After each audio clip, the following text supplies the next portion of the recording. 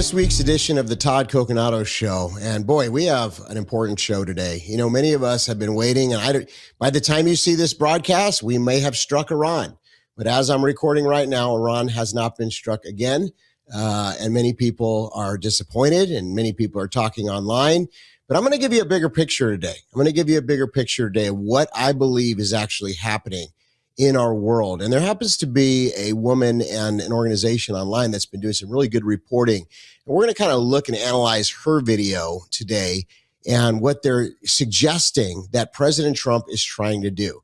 So from a high level, it looks like President Trump is really upending the European model, the British empire, if you will, of the financial system, of the globalists, of the elites, of the World Economic Forum, of, Klaus Schwab and the elite circles that we've seen for so many years that have been pushing us towards a one world global government. Now, we know that eventually this is going to happen. There is going to be a mark of the beast. There is going to be a rise of an antichrist. And we can tell prophetically things are happening fast. It seems like that hour is coming real quick. And we're watching the book of Revelation literally leaping off the pages right now. And I've never seen the news cycle so fast. I've never seen to the point where now if we make a video and we play it the next day, a lot of times it's outdated because so much has happened within that 24-hour period. And so it's difficult. You got to pretty much be live these days because there's just so much going on. But from a high level, are we moving in the right direction? Are we moving away from, at least for now, are we experiencing a temporary reprieve from the New World Order, from the globalists, from the one world government that we've seen us pretty much for the last 30 years or more rushing into that, like a freight train? I mean, it's been going towards that. You got the Bushes, you got Obama, you got Biden, the auto pen, and the entire time we were losing sovereignty, we're losing our dollar value. We were seeing all these globalist organizations being funded. We're seeing all this corruption. And now, of course, it's so bad that in our country, we're watching in Minneapolis and other places, just total chaos where the leftists and what they call useful idiots are rioting in the streets and being paid. A lot of these people are paid protesters, and President Trump's even pulling the Insurrection Act, which I think he actually should do. But that's a pretty substantial thing if he does that. I mean, he's going to be sending in troops into these cities that are leftist strongholds like Minneapolis and others, Chicago, places all around the country that have been unstable. I mean, American cities that are unsafe because of the attempted communist takeover inside our country, the flooding of our country of illegals. I mean, caravan after caravan coming through during the Biden administration, unvetted military-age men. All of you know what I'm talking about. So let's go ahead and play this clip, and then we're going to kind of dissect what this woman is saying and see if what she's saying is true and that President Trump is actually working a longer game. It's not a sprint, it's a marathon, and that he's actually slowly but surely dismantling this globalist system and giving us more time and potentially a reprieve season. And maybe it's not as late as we thought. So let's go ahead and watch this right now. Chatham House declared the Western Alliance dead yesterday and said Trump was the killer. If you don't know the history of this organization, you'll miss the significance of this event. The Royal Institute of International Affairs, Chatham House's longer name, was founded by the leaders of the British Empire right after World War I, along with our own Council on Foreign Relations. They were supposed to be partners in tandem, and it always worked that way. They were founded to work together to control the foreign affairs of all nations. When you hear the term special relationship, this is what is being talked about. It is the actual enemy of our nation. So too with globalism. They are its authors. The great historian Carol Quigley studied this network, which is the backbone of British imperial empire. He fooled them into giving him access to their secret papers. After a 2-year study of these papers, he concluded the powers of financial capitalism had another far-reaching aim, nothing less than to create a world system of financial control in private hands, able to dominate the political system of each country and the economy of the world as a whole. That conspiracy saw almost its final success under Joe Biden's presidency. You might remember that the policies of the globalist World Economic Forum became our policies. Everything from eating bugs to climate hysteria, to renting everything and owning nothing. According to Chatham House's current director, Trump has wrecked everything by taking Putin's side on Ukraine, calling out Europe for censorship and thought control prosecutions, imposing tariffs to benefit the United States, and similar direct actions against the empire. She closed her list yesterday of Trump's crimes by defending the drug lord Maduro and venting that Trump's desire to acquire Greenland violates all international law. Here's her money quotes. It is not grandiose to call this the end of the Western alliance. We've had from President Trump what amounts to a revolution. He's given the US a radically new role in the world. In the case of the US's allies, they must now contemplate what was unthinkable, to have to defend themselves against the US itself in trade and perhaps security. All right, so let's just discuss this for a minute, and then I want to play part two of this. But let's just assume that the globalists, the elites, it looked like what they were doing under this British Empire, globalist cabal, whatever you want to call them, okay, the Rothschilds, New World Order. I mean, there's a lot to this whole thing, right? And it looked like they were propping up China. China was building, very strong military, still is, really wanted to diminish the United States' role in the world as the global superpower, one of many. Remember Obama, citizen of the world, he went and spoke to Germany and, was really his wife, okay, saying that the first time in her life she was proud of, to be an American, never been proud to be an American, even though she's supposedly the first lady. This was what we were dealing with under Obama, right? And China was being propped up. Remember the Clintons, the private server, military secrets that were sold to China or given to China through some people that were in our government, just treasonous people. That's why a lot of people say they have stealth technology, and a lot of the technology that they have is because, and it all looks like American technology, stolen information, right? That's what they did. They literally stole our assets and our information and our technology, and that was given to them by treasonous spies here in America. And many of you know these things, some of you may not. So anyways, propping up China, making them, the One Belt, One Road, them coming into the Western Hemisphere, countries like Brazil, infrastructure, the Panama Canal, taking over the Panama Canal, even though we built the Panama Canal, just handing over the world to China, basically, and diminishing the United States intentionally. And this is what's been going on. And meanwhile, flooding our country, hollowing out our manufacturing sector, making us what they call a service economy rather than a robust production economy. And so all these things have been going on for years and years. And we've been shipping out US dollars and we've been getting goods in return. We've been running very, very bad trade deficits, huge debt. The debt is now surpassed, I think, 37 trillion or something, just astronomical like that. Where now even just servicing the interest on the debt is more than our military budget. So these types of things are just insane. But anyways, what it looks like what's happening right now is President Trump is upending that entire trajectory, okay, and going piece by piece, reestablishing what they call the Monroe Doctrine, which is now bringing safety and stability to the Western Hemisphere. That's what the Maduro, operation was. That's what going back into the Panama Canal, taking control again, even Greenland and all the rhetoric and things that President Trump is talking about with Greenland. What that is looking like is really to just strengthen our position from a military standpoint, because if the United States does not go and do that with Greenland, then either Russia and China or one of them is going to do it.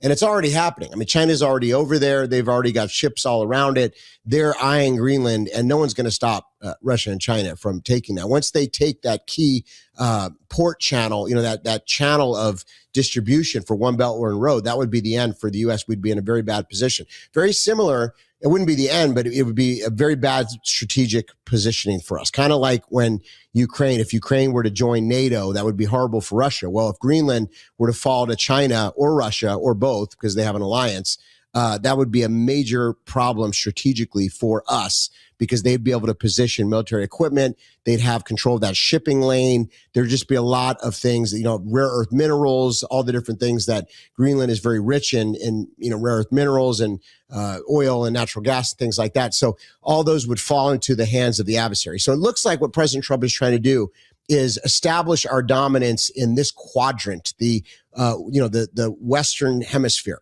and reestablish the Monroe Doctrine and kind of pull out of a lot of the world policing and changing our doctrine from a military standpoint on our protection of Europe and being their army as NATO, being the chief army, the main army of NATO, and protecting all the European allies, which, by the way, don't even like us and have a totally different thought perspective when it comes to society. And I mean, they're just being flooded with Muslims over there.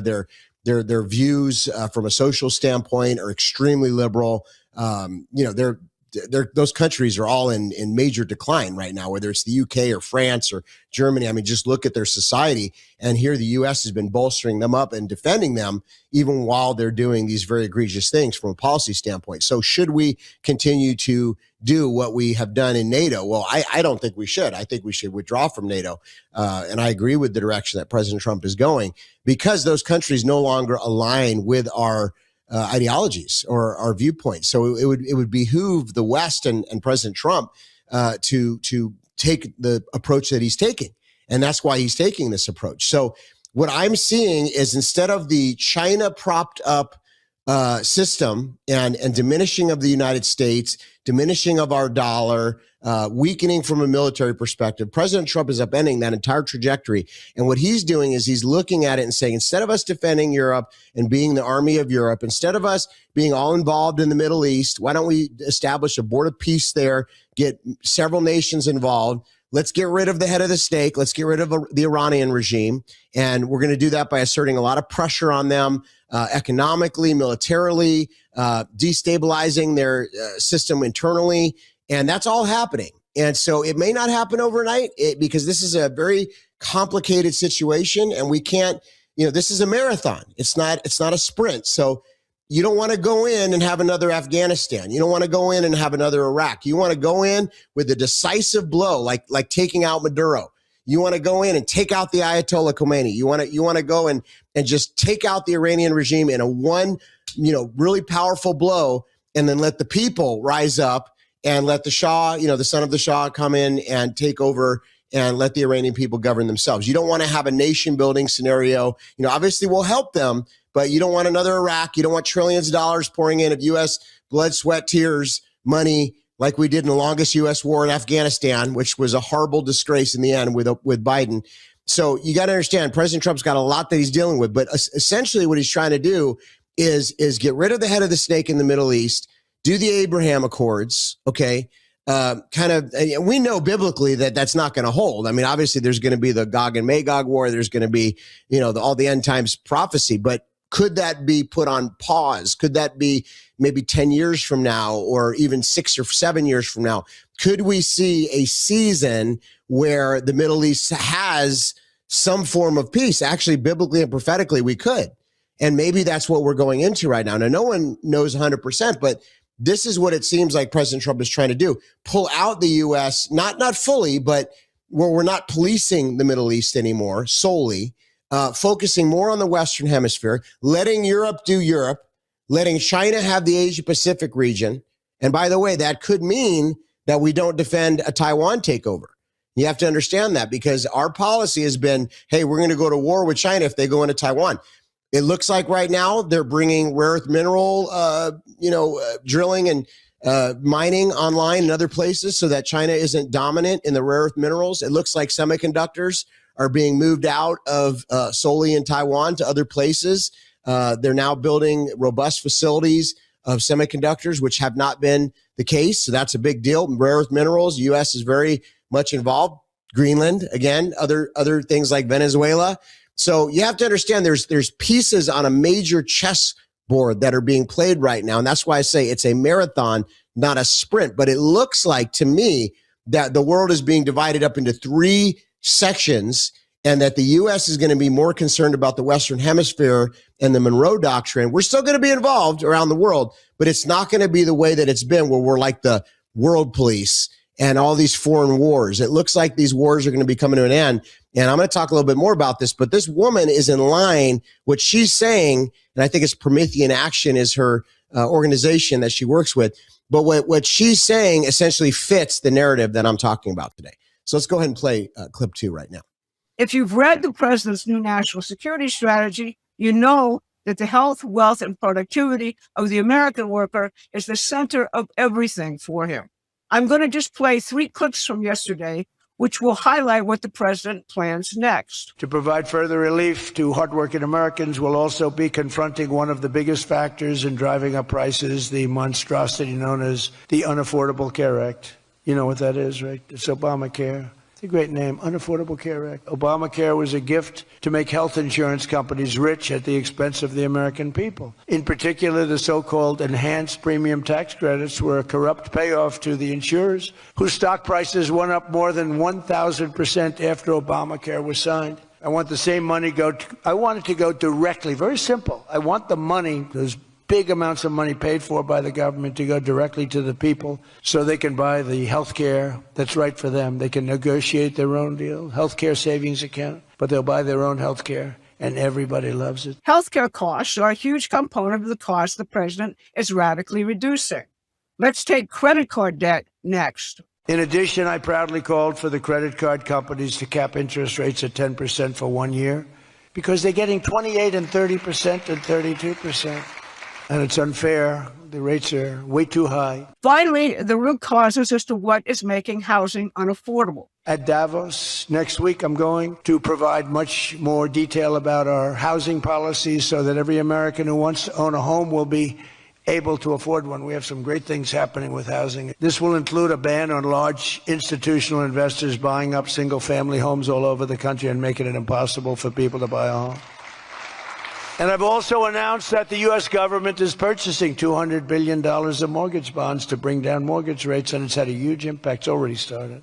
And just last week, the average 30-year mortgage dropped below 6% for the first time in many years. He is attacking directly every unfair cost he can while building an economy which advances with new discoveries in science and technology year after year.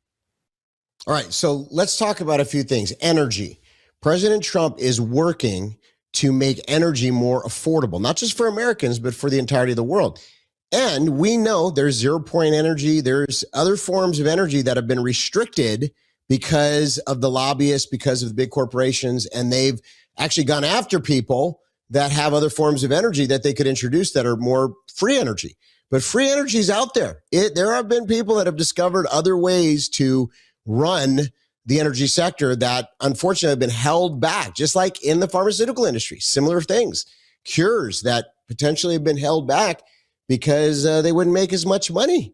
And it looks like President Trump is working to eliminate that, to bring in more affordable energy. Right now, he's doing it in a way, of course, with oil and what we're using, natural gas and things like that, coal. But it looks like there's a potential to have other forms of energy introduced and to really take the governor off, if you will, of the restrictions of this because of the big corporations and the lobbyists and all the special interests. So you got to understand, this guy's taking on everybody at once, okay? He's taking on big pharma. He's taking on big energy. He's taking on the globalists. He's taking on the cartels. He's taking on our enemies in China and other places around the world, the communists, the cabal, and the British Empire. So, and you say, British Empire, I haven't even heard about the British Empire. They've been defeated. It's been the American Empire. But the banking sector has been run by the Brits and London and a lot of the globalist organizations, my friends. And so this is what President Trump is up against.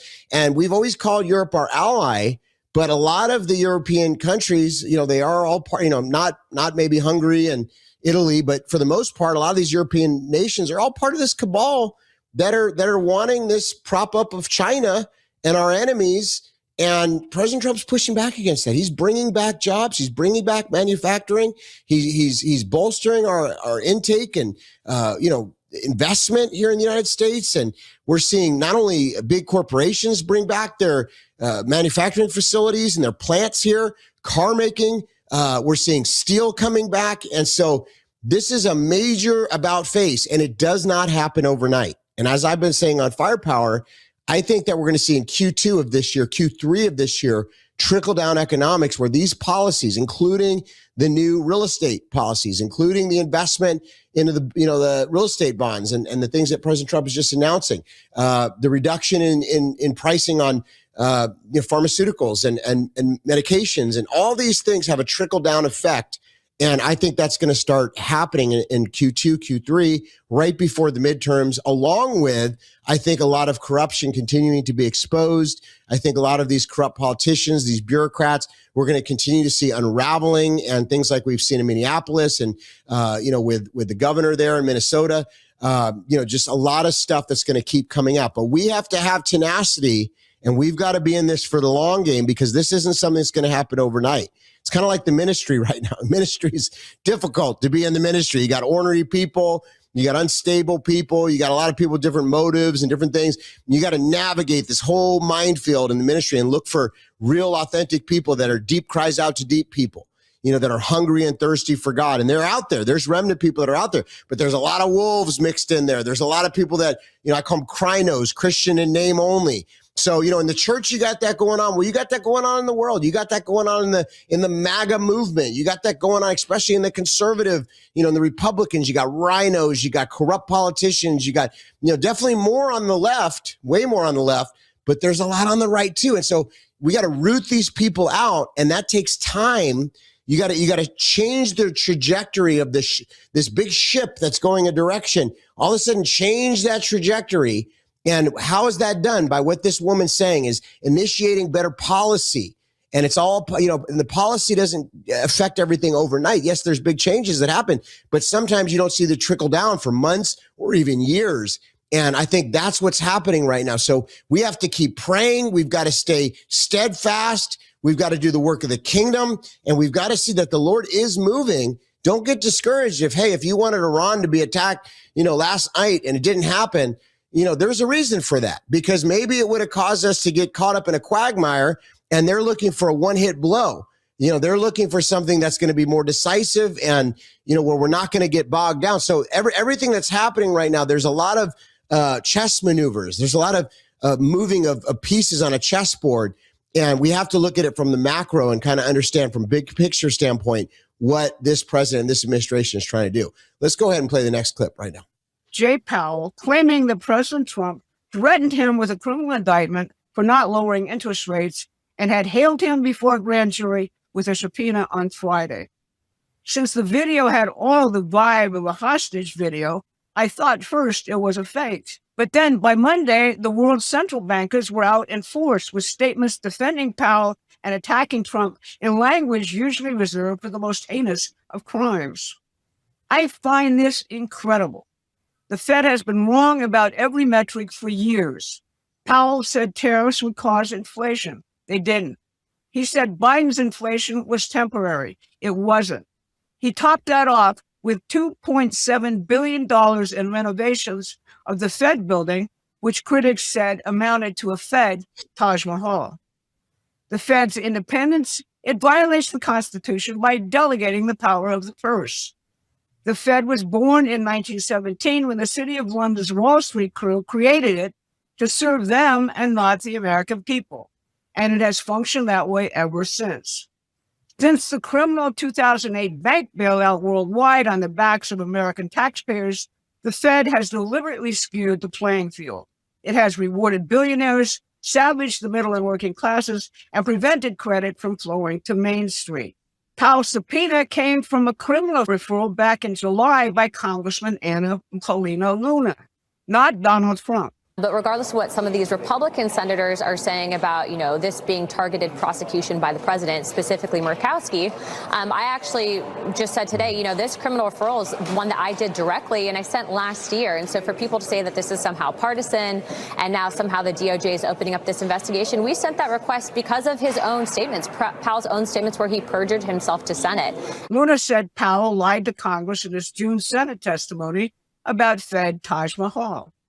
When U.S. Attorney Jeanne Pirro sought information about Powell's Senate testimony from the Fed, he blew her off.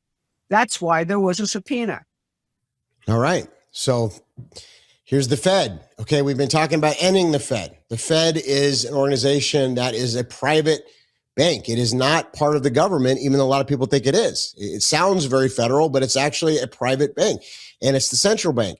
And it's the central bank of central banks. So they are now running this whole banking system. And what it looks like is, we know this to be true. It's benefited them. It's benefited the big corporations. It's benefited the elites.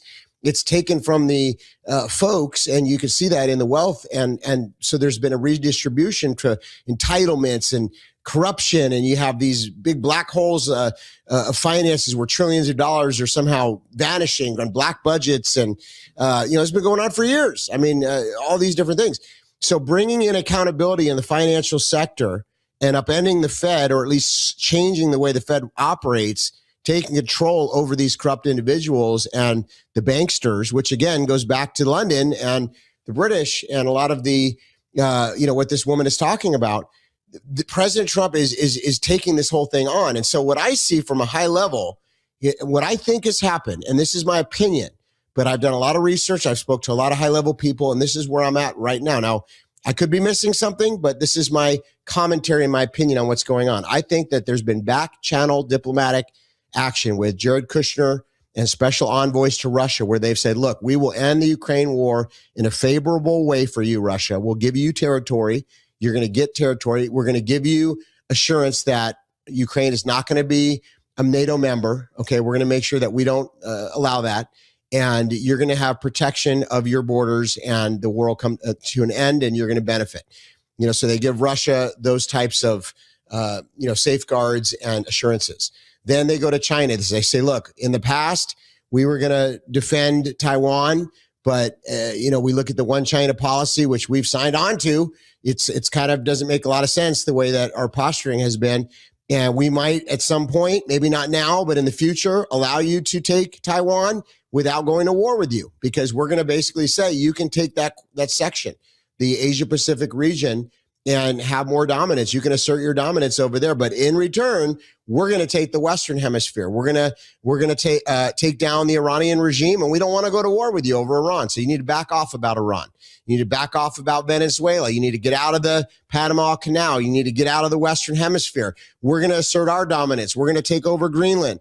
We're going to make sure that we have a strong and robust Western Hemisphere, and that America is in a good position militarily, but we're not going to be the world police. See, I think there's been these deals that have gone on behind the scenes, because President Trump is a real estate guy. He's a deal maker. He's looking at China as more of an economic competitor rather than a military adversary. And that's the way that he wants to position this. Now, he understands that we got to invest in our military. They're putting $1.5 trillion, I think, this year into the military. They're getting ready in case we need to go to war with China and Russia.